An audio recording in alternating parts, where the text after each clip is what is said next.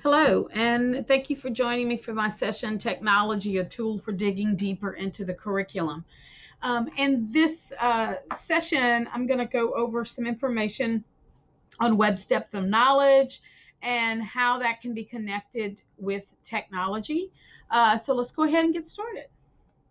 So one thing that we all know that absolutely has been going on in our classrooms lately is the fact that we are really being pushed to have or present our students with more cognitive rigor. And so the big question is, what exactly does that mean? So when we're demanding more cognitive rigor, what are we actually trying to do with our students? So one thing to keep in mind is we're trying to look at the kind and level of thinking that we require our students to engage in to solve a task, and also ways in which students can interact with that content. This is very important when we start looking at uses of technology in a way that we're using it as a tool and not just as the newest app we found and how can I push it into my curriculum. So I think hopefully that this session will show you some examples of how in West Baton Rouge Parish we have been trying to use technology in a more sustainable way that really pushes cognitive rigor. So one thing to look at is what does this all mean in our everyday classrooms? What does SAMR mean? What does Bloom's mean? Where's technology and rigor and collaboration fall? So what I've tried to do in this session is take a look at all of these different things and how they are connected with technology in order to give you some example of what cognitive rigor would look like with technology as a tool. So let's talk about SAMR. So there's four steps with SAMR, from substitution to redefinition. So basically in substitution, we're actually taking technology and we're actually just using it as a direct substitute for something else that we've already had with really no functional change whatsoever. So instead of the students writing a report, they're actually typing the report. And augmentation, what we're doing is I kind of say that it's like we're blinging it up. It's just one little step, but we really haven't made any major cognitive changes. So in augmentation, that would be maybe having the students use a thesaurus online in order to write their paper. When we start looking at modification, there is a definite difference between the S and the A and the M and the R. So modification and redefinition are completely different. And as you can see at the bottom of this diagram, you're actually seeing some form of a transformation in your classroom. So in modification, your technology is being allowed to create something significant, different. So like say maybe they're making a PSA about a topic, or they're using a video to do a debate or to defend an idea or a thought.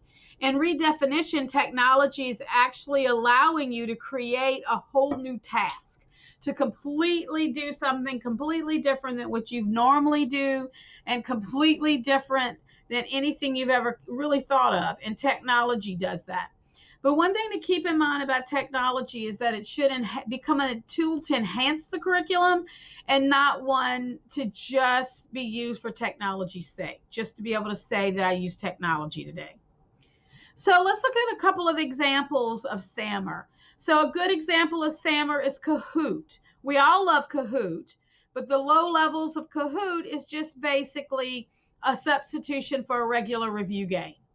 An example of augmentation, or the A, would be Skyping with an author. So maybe the students would ask questions about what they read, about the intent of the author, or something like that. But in this case, the A, or augmentation, is just one little step up from the normal just substitution. In modification, you really start to see a complete significant change in your task. So a good example would be like your Facebook profiles for historical figures or literary figures.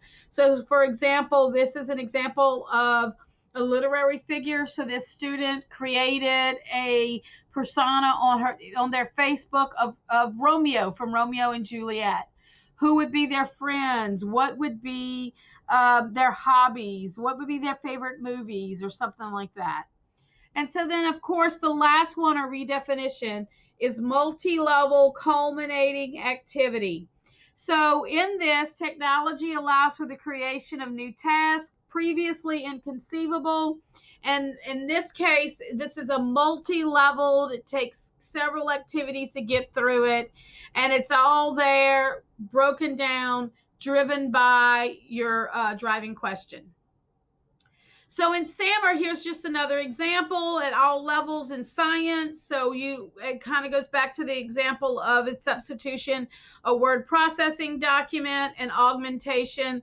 The students use the word processing document, but then they use spell check, thesaurus, clip art, that type of thing to sort of enhance that paper.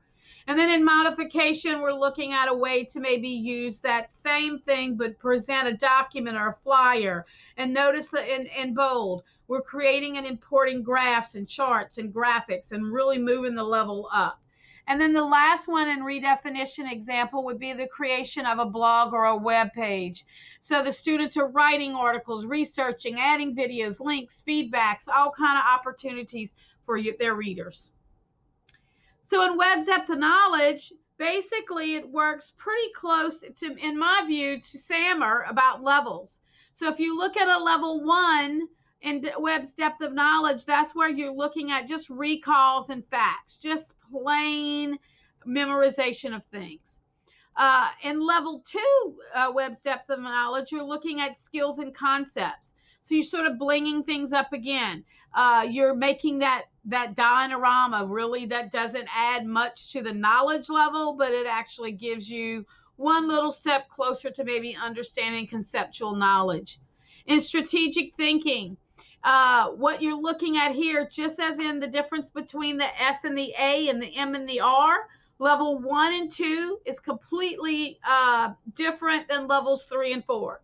So in strategic thinking, look at the difference. It requires some reasoning. They have to develop a plan. They have to have a sequence of events. They have to have some complexity and more than one possible answer. So if you're actually having all of your activities where there's only one answer to that activity, then you're not at a level 3. Whereas a level 4 is extended thinking. It requires those students to investigate a problem, come up with a solution, think it through, and try to solve that problem. So one thing I think is very important to note is this depth of knowledge is not about difficulty. It's about complexity. It's about how we are having our students think and interact with content, and at what level are we having them do that. So what I've done here is taken a look at Webb's depth of knowledge and SAMR and tried to put them together.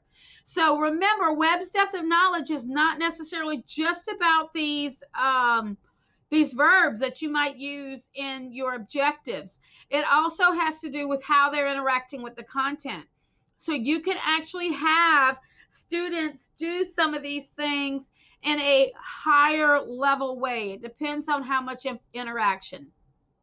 But here's a good example of kids using a digital microscope. It's basically just a substitution. A digital microscope online is just a substitution of what you would normally see if they were actually using a microscope in the classroom. The activity and the interaction doesn't change. You're just adding technology and substituting it. Here are some DOK level resources for you that are additional. Like your Quizlet, some of your plain manipulatives, a simple timeline, just the facts from Fact Monster, things like these activities like this. All of these links are going to be provided for you in a handout so you can go to them. In Webb's depth of knowledge level 2, here's an example here, which is augmentation. And the question here was from a French teacher, and the kids had to make a Powtoon video in a 7th grade French class to answer the question, what does my Cajun heritage mean to me? Which some people would think sounds like a very high level question, and it can be, except for in this case, the teacher gave the students specific questions to answer.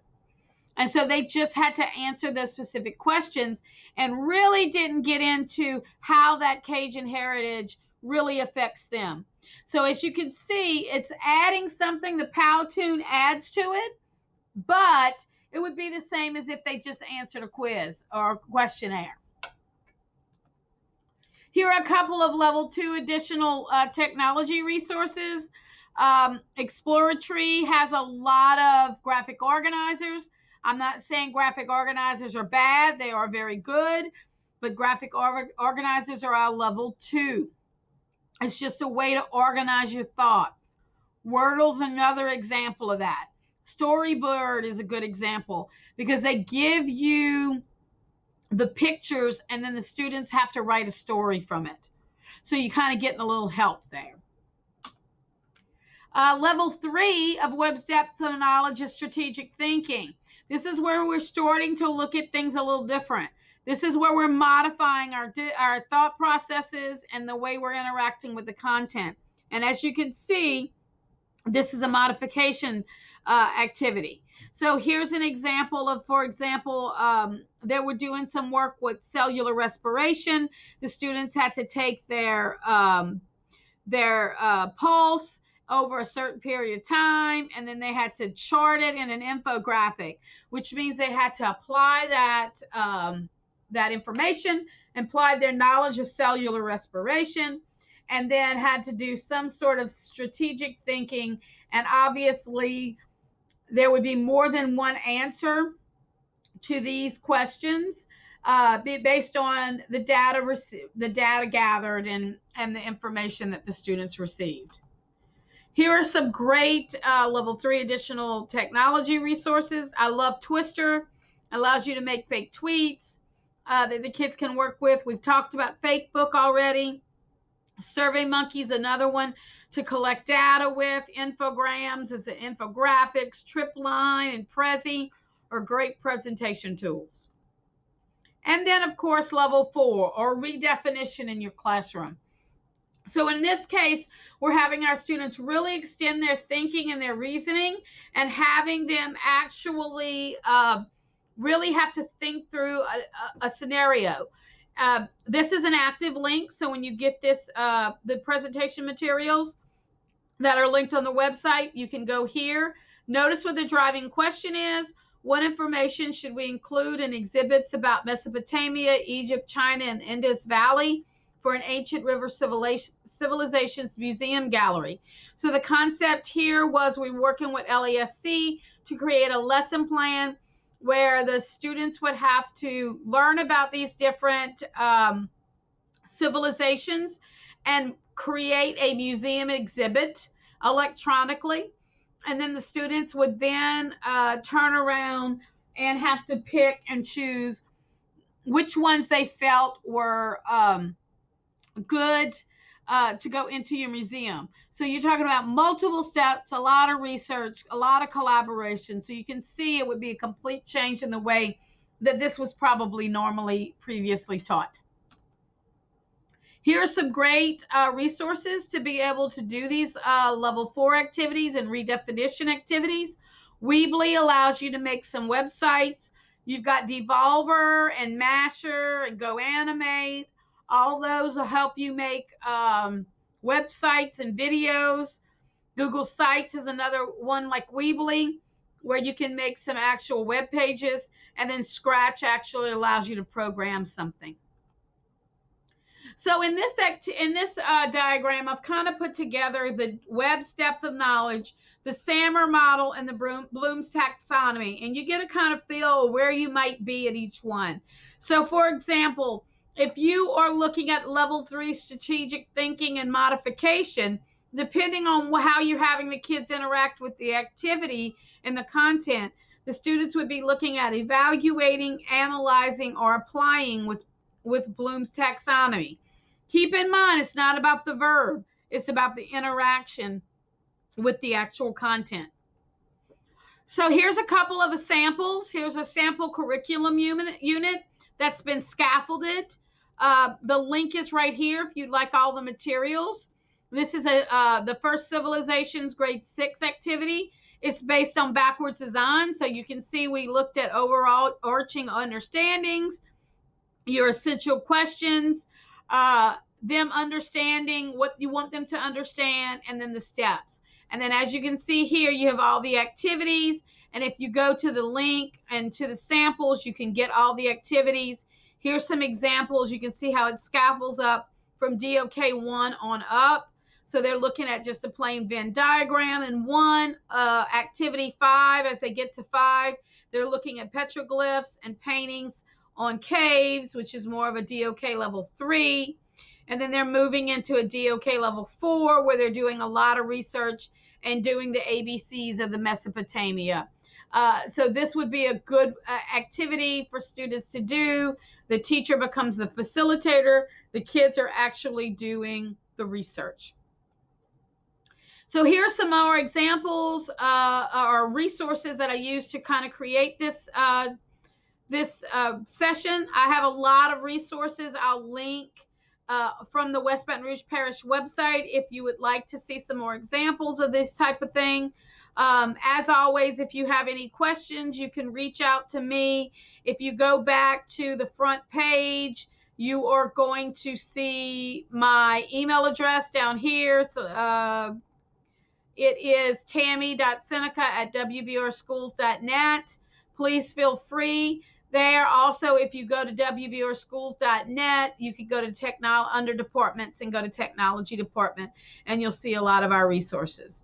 So thank you very much for joining me. Please don't hesitate to reach out if you have any questions. Thank you.